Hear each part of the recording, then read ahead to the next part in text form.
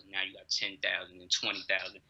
Then once they hit a certain number, like 50,000 to 100,000, now, oh, you think you Jay-Z now? Now you gotta. Oh, now it's, some cats act like they don't know how to act now and stuff. And then I'm like, yo, don't get this internet shit twisted. Like, don't mistake followers for fans. Right. Because some people follow you because she might thought you looked good. You thought she was cute. Never heard your music. There you Just go. You. Oh, I like what you was wearing. Oh, I like. Oh, you said something funny and they retweeted on my timeline. Now I followed you. It's not a fan. Right. When they be saying it to me, yo, I got like 300,000 fans. No, you don't. No, you don't. You got even that game all mixed up and messed up. Yeah, because now you gotta really break down now, okay, who's really a fan? Exactly. Really just following you just because you say something funny. Right. Like, real. And that's where I the internet comes a tricky place because all the numbers can be manipulated now. Right. You know what I'm saying? Absolutely. I absolutely follow exactly. And don't you know, that actually never dawned on me. I'm glad you hit on that for the artists. And man, this is free information for all of y'all fans and followers. I get a game out there constantly. Like, if you really follow my Twitter, I'm constantly giving out gems on my Twitter. Like, yo, man, I don't be like, this is really how it is, because I've been around the game. I done been jerked. I learned the hard way in the mud of the business. It's a dirty game, very dirty.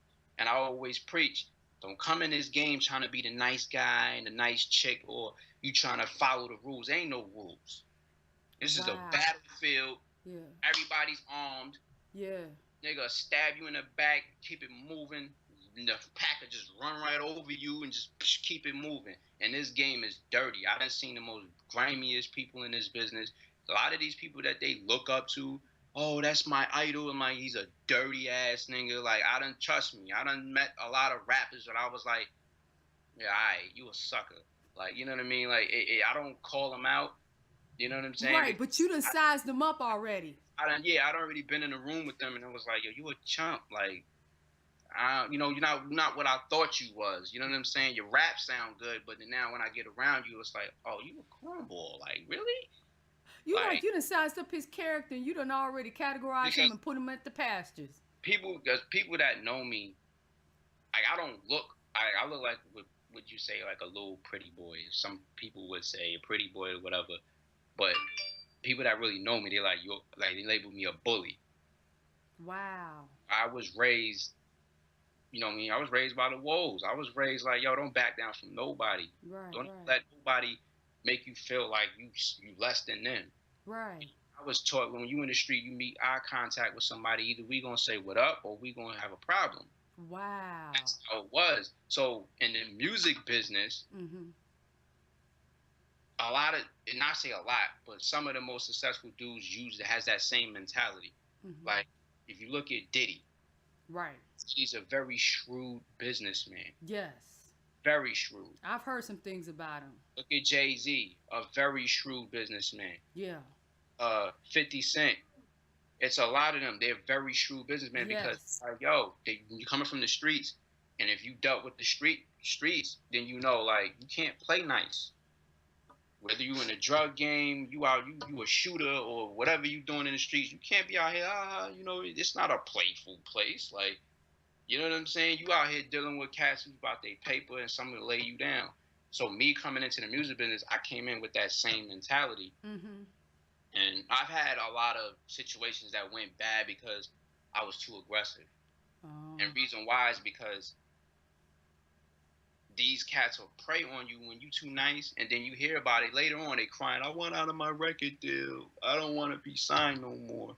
And now I hate. And then they go turn into a pastor, or they want to, now all of a sudden you found God and stuff. Nah, it's you. If you're not built tough for this game, because a lot of these cats go from the street, they get in the music business, and you just get chewed up.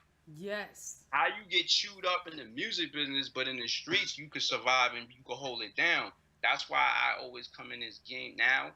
I'm very I'm the epitome of an asshole when it comes to my business. See, like, I don't bend. If I believe in something, like God rest his dead, we just lost Muhammad Ali. Right. Muhammad Ali was like that.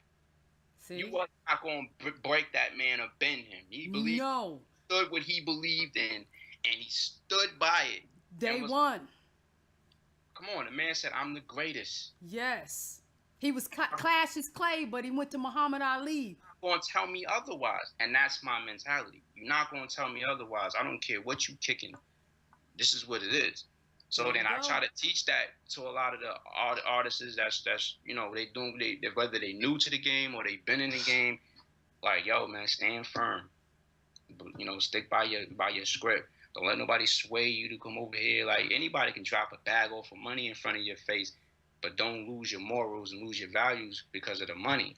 You know what I mean? Like, a good friend of mine who's an A&R convict. Wow. You know what I mean? That's convict is family, and they tried to shit on him and get me to sign a deal without him. Wow. And he was supposed to be a part of the deal, and it was over $200,000. And I was like, yo, nah, y'all can keep that. And they was begging me, come on, no. I was like, nah, excuse my language. I was like, fuck you. Because they don't understand. So I always say there's a lot of things more valuable than money. A connection can go a long way. Because when you run out of money and then you ain't got no plugs, no connects, no nothing, now you can't bounce back. Meanwhile, if you got the connects, like, oh, I can make a quick move, I'm right back on. So I value my connections with people. Like, I just connect with you. I value my connections. So now later on, you might see me at an event or see me somewhere. I'm never going to be Hollywood. Like, nah, it's not me. I'm easily accessible. Like, yo, what's up? What's good? You know what I mean? Until you get out of pocket, then you're going to see that whole other side. Like, oh, okay.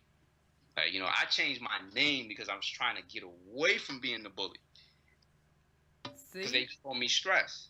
You putting all that negative stress on everybody, sweating all that tension on them. Hey, I still hear it to this day. Like, yo, you don't smile. You don't. They like, you always look evil. And I'm like, because when you've been around a lot of the shit that I've been around and came the way I came up and deal what I had to deal with, smiling is like, you got to give me something to smile about. Yeah. I walk in the room like this. Hey guys, all right. What's going on? That's not me. I'm not that guy. You sound like Damon Dash. I walk in the room and I'm just looking at you like, all right, what's popping? What's up? What we doing? You know what I mean? I'm just ordering. I'm straight with it. Like, right. You know what I mean? Once I get to know you and we cool, then we can have some laughs and we But at first I'm looking at you like, in my mind, I'm like, is he a fuckboy or is he really a genuine guy? Like, He's like, you're getting sized up right now. You ever get around me? Oh, man. People start to see some of my habits because, like, my boys be like, oh, I know when something ain't right. Because I'll do something that they'll see and they be like, oh, shit. They were like, it's something that happened. Like, I might look at you and I might just pull out my phone, look at my phone, and just walk off and something like that. It's because I don't want to hear none of your shit. I don't want to hear nothing. Oh, man, that is too crazy. I hate to laugh about it, but that is hot. That's hot. And you a businessman, and you know how to turn up. You know when to turn it on, when to turn it off, when it's good, when it's not. And you're just a wise man from it all. And it's funny how everybody around you look to you like, he gonna get a word on this. If this, he gonna get a green light on this. They call me the plug. Call me the plug because I like, if I don't stamp it, they know something is wrong. Inspector 13, if it ain't getting past Rashaun. It's not even that. It's because my word is good. I would never. There's one thing I can say. I will never lie to my people and steer them down a road I wouldn't go down. Right. So they'll call me. They might have a little deal on the table or something's going on. I'm like, yo, bro, what you think about this? Right. And I'll give them my whole honest assessment on it. Like, this is what I feel. Mm-hmm. But you still got to make the final decision on what you want to do. I just give my opinion. Right. But my opinion is very, they value that. So if I say, nah, they like, nah, he ain't trying to fuck with it. It's gotta be bad. Like, I had that situation recently where artists, I said it from the gate. I said, yo, don't mess around with this artist. I don't feel a good vibe with him. Wow. Like, once I get in a room, I'm a very firm believer of energy. Right. And I see energy very well. I get in the room and I meet you, and right away I don't feel right. it's because something with you just not right. Oh. And I had a funny feeling about this cat. And ever since then, I gave him the benefit of the doubt. Mm-hmm. Every time I went out and he was there, I just didn't feel right. Oh. It's like, you see one of them dudes who always look sneaky. Yeah. They always look sneaky. They don't care what they do. They just looking like they up to no good. Yeah. So I was in the corner like, all right, I don't really know. And then recently something happened, and I got the phone call. Yo, you was right. I said, I told you that nigga was funny. See, I love it. I love it. To me, you got like the first things that pop in my head when you communicate how you roll and how you assess and how you conduct business. Because for all you indie artists and unsigned artists, please, Rashaun Will, what he is communicating is absolutely critical.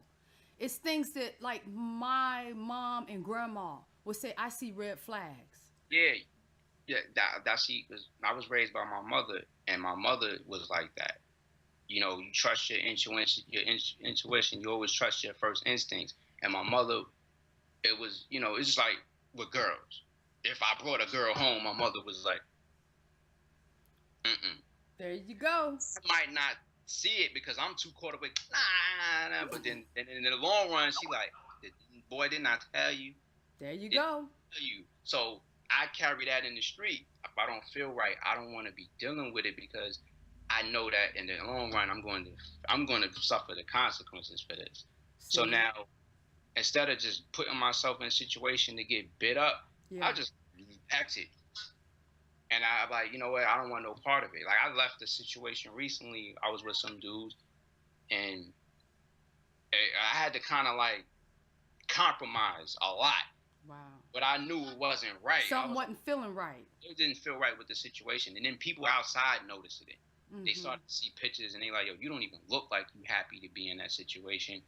You don't even look like you happy around. And I was like, you know what? You're right. If they can see it, then they know how I feel. So I said, let me get away. There you go. I got away from the situation, and then I'm straight. I'm happy, See? And then I stick with my immediate core, and that's that. How Drake said, no new friends. Well, you know what? You dropped some big boulder of gems today on Hip Hop Talkx. And I, for one, I graciously appreciate it. I value you like I value Tupac because he dropped them same big boulders of gems when he said all these snakes and fakes. He was young, 25, trying to figure his way through like any other young person. But for a very young person, he was wise. And you hit on so many beautiful factors. I was raised by the people I was raised by and I look up to. I looked at them like gods. You know what I mean? Like, these are people that I done seen. Like, when people talk about, some people get their influence from gangster movies. I got my influence from real gangsters. Like these are dudes in my family that I seen as a kid. I was like, shit that you see in the movie, I actually saw it, and I was like, oh, they really on it like that. So then when they come to you and say, listen here, you know what I mean, and give me some knowledge, some game, I know they telling me telling me something real, informative, like, yo, right, I'm telling you this for your own good. Right. You know what I'm saying? Or they'll pull my coattail like, that's not cool what you doing over there. It's no more of that now. Now, these youngins is running around, pow, pow, pow, they going crazy, and nobody's pulling their coattail like, yo, that shit ain't cool, man. That's not what we doing out here. You know what I mean? They don't respect the OGs now. See, I respected the OGs because back then, you got dealt with. That's right. You know what I'm saying? That's right. It's now, it's just like, I don't care about your past. I don't care about your history, what you did, man. This is now. And that's what the young mentality is now. Oh, this is what it is right now. And I'm like, all right. And then the next thing you know, somewhere down the road, you see rest in peace, such and such. Oh, he didn't make it. We reading about him. Oh, he didn't make it. Why? Because that mentality. Not caring and not having no code. Like, the street code is like dead. There's no more of that. And then in the music business, a lot of these guys come from the streets. So if you're going in the music business and you want some disrespect, well, fuck it. Well, all right. You're going to run into that one guy who's going to be like, I'm going to lay you down. So it's like, so right now I just try to get a game to cats. Like, you know what I mean? I'm not the greatest artist. I'm not the Jay-Z. I'm not, that, but I know I've had conversations with Jay. I sat down with him and never had nothing. We didn't talk about no music. It wasn't even about music. Like, regular conversation. I was like, oh, Man to man. I So love it. I got to talk with a lot of guys. I was like, damn, yo, like, you know what I mean? Like, you always heard the music, but then to actually get to talk to them, it's like I was in the studio with Prodigy, with Mobb Deep, like Alchemist and them, and I grew up on Mobb Deep. I was a big Mobb Deep fan, so I actually sit down with them, and they giving me some game, like, yo, man, you know what I mean? I don't have a deal. And that was because Prodigy was like, nah, don't sign no deal, youngin'. He said, if I knew what I knew now, I wouldn't have never signed a deal back then in the 90s. We would have never took a deal. Wow. You know what I mean? So, I was in the studio with Game, he gave me the same information. Like, everybody that I got around said the same thing. Yo, don't take no record deal, man. Stay independent and do your thing. You know what I'm saying? You go sign these deals, you'll be crying later. I don't want to be in this deal. No, I don't want to do music no more. You start crying about it. Oh, but this is what you wanted to do. There you go. There you go. It's crazy because, like, TDE, and I tell it, this is my first time live talking about this. People behind the scenes know. Wow. We was up on TDE, like cats here in New York. Mm-hmm. We was up on TDE before anybody even knew who it was. We actually, like, because at the time I was dealing with Maybach music, and we was dealing with Specialist. Oh, okay. One of the homies from the Bronx, Torch, he signed to Maybach music. He's one of the original Maybach artists. Wow. So my dude Sensei, he had did a song with J Rock, and so they wanted to shoot the video. So they we flew J Rock out, Kendrick Lamar, all of them. Wow. Mind you, at this time, nobody knows who they are. They just, you know what I mean? Yeah. So there's footage on YouTube where you see, all of us on stage, Kendrick Lamar, you'll see him, and wow, it's crazy because I'm like, wow, like, it's just, like, that's dope. Like now you look at Kendrick Lamar, who's like the king of hip hop now, and I'm like, we took this dude around to the clubs, we was hanging out, boom, boom, had him out here in New York City and everything, showing him love and stuff, and it's just like, but Kendrick Lamar and them, you could tell, like, they really respect the dudes who paved the way for them. Right, they do, without question. Yeah, they respect. So that we need more of those type of guys that's gonna be like, yo, man, you can't really disrespect a guy who if it wasn't for him, you wouldn't be. If there's no Pop, there is no West Coast rap. Exactly. Pop, the face of West Coast rap, like, everybody caught something from him, like, whatever it was, some knowledge, or you caught some swagger, some styles, whatever, you caught something from him. That's right. Biggie made it cool to have fun with rap, because everything he rapped on was party beats. Yes, it was. Everybody else was trying to be super gangster. Like, you know what I mean? It's his first single, like, come on. Yeah. So it's like that's why I said, like, me, I have a lot I can just tell people, but I need way more time. Yes, you do. And I get today, usually our shows are like 10, 15, 20 minutes. I just let you have the floor because you communicating and you just giving it, I mean, priceless information you sharing to all these indie and unsigned artists that are on the come up. And I mean, I can't even honestly wrap my head around everything that you communicated because I am absolutely ecstatic by it. I'm happy to hear it from Rashaun, a successful hip hop artist that's been in the game for years, have spoken to all the greats who respects. Yeah, respect. You gotta respect the people that you can't disrespect the people that paved the way for you. Like, if there's no them, there's no you. You know, I mean, look what happened when Nelly tried to disrespect KRS-One. What happened to him? Bye. Exactly. We ain't see him no more because you just can't disrespect people that paved the way for you. You know what I mean? Like, it's just like Muhammad Ali. Like, Muhammad Ali didn't do what he did it might not be no Mike Tysons, might not be no Evander Holyfields, no Floyd Mayweathers, none of these guys, because Ali fought. So y'all can go get $100 million and all this stuff. It's a lot of cats fought for us to get to what we getting now. Paved the way. So you can't just be like, oh nah, man, whatever. No, listen, you know what? That's a disrespect. And that's where in the worst way. And I was just brought up different like that. Like, yo, respect the culture. Respect the culture. You're not just a rapper. You're not just you rapping for yourself. When you go out there, you're representing a whole entire community of hip hop. So salute. You know what I mean? So you have some pride, some dignity. Like when you doing what you doing, don't go out here and be like, yeah, whatever. And then when they get jammed up, then they want to sit down and be like, you know what? Yeah, you know what I'm saying? You know, oh, now you got it figured out. Oh, now you in a box now. You know, and it usually happens that way. I hate to say it though, it happened to a lot of cats. You end up in a box and now there's no windows and you in a cell. You like, yeah, you know. And then you come out, you be all spiritual now because you done, yeah. You know, you can't. You got to turn to God and God only. Yeah, I mean, you know what? And I think that happens to everybody. I think it happened to me too because I used to be wild. I ain't gonna front like I'm an angel. I used to be wild, and at some point something hit me. Like, you need to use your voice for something better. Right.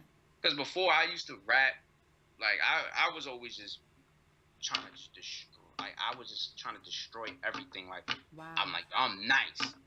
But now I'm like, nah, that's not really my focus now. My focus is like, I want to give you a message. Right. So when I did The Gift from God, I dropped that in December. It had nothing to do with, because like, of course, like the people that I was around, I'm not around them no more, because they didn't believe in what I was doing. Mm-hmm. It wasn't about record sales. It wasn't about money. It wasn't about it was like, I want you to get this message. Mm-hmm. So when I did Gift from God, the whole theme behind it is everybody's a gift from God. Everybody got a tool. Everybody got a gift. There you how go. You use it is how God is going to look at you and judge you. There you so go. If you're using your voice, like if you're using the hip hop platform to destroy your people, then what is the gift? You ain't using the gift right. So I despise, like I not trying to be a hypocrite because I used to talk about selling drugs. I used to talk about the guns because these are things that we all have done. You know, majority of us have done this stuff. But I'm not doing that anymore. So why keep talking about those things? So now I'm trying to give you a different message. So this Gift from God project, it talks about the police brutality. It talks about, you know, religion. You know, the difference between religion and everything. It talks about racial inequality, and it touches on those things that people are scared to talk about. Right. Like, I'm going to talk about it. Like, I did a specific song on there called Nigga in the Suit. And it's my favorite joint, and a lot of people's favorite joint that heard it, they're like, yo, that nigga in the suit shit is bold. Because it's real. Because no matter, as a black person in America, and I've been around, no matter how much money you make, no matter how much success you get, you still a nigga in a suit when these people looking at you. They're like, bam. Okay? And I've seen that, and I have felt that effect. I don't care. You know what I mean? It's the different treatment. I could be on a train, hop off the train, whatever, and then you just look at me like, oh, whatever, and then I can pull up, hop out of a Bentley or a limo. Now I'm getting a different look. Oh, it's a whole type of effect. Treatment. But it doesn't matter because as long as I got this, you know what I mean? Everything get taken away from me. You can be like, all right, just another whatever. Nigga in a suit.